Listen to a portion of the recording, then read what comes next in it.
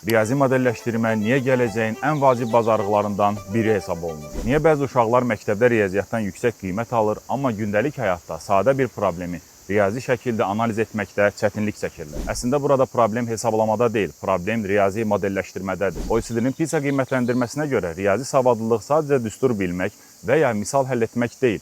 O, real həyatda qarşılaşdığımız problemi riyazi formada ifadə etmək, onu həll etmək və alınan nəticəni düzgün şərh etmək bacarığıdır. Məhz buna riyazi modelləşdirmə deyilir. Bəs biz harada səhv edirik? Çox vaxt uşağa düstur öyrədirik, amma o düsturun nə vaxt və niyə və harada istifadə olunacağını öyrətmirik. Uşaq yüzlərlə test həll edir, amma qiymətləri müqayisə etməkdə, statistik məlumatı anlamaqda və oxumaqda, ailə büdcəsini planlaşdırmaqda və ya sadə bir qrafiki şərh etməkdə çətinlik çəkir. Halbuki həyat bizdən düstur əzbərləməyi yox, problemi düzgün modelləşdirməyi tələb edir. Əgər məktəblərdə uşaqlara bu bacarığı qazandıra bilsək, onlar yalnız riyaziyyatda deyil, iqtisadiyyatda, texnologiyada, mühəndislikdə, hətta gündəlik qərar vermədə daha uğurlu olacaqlar.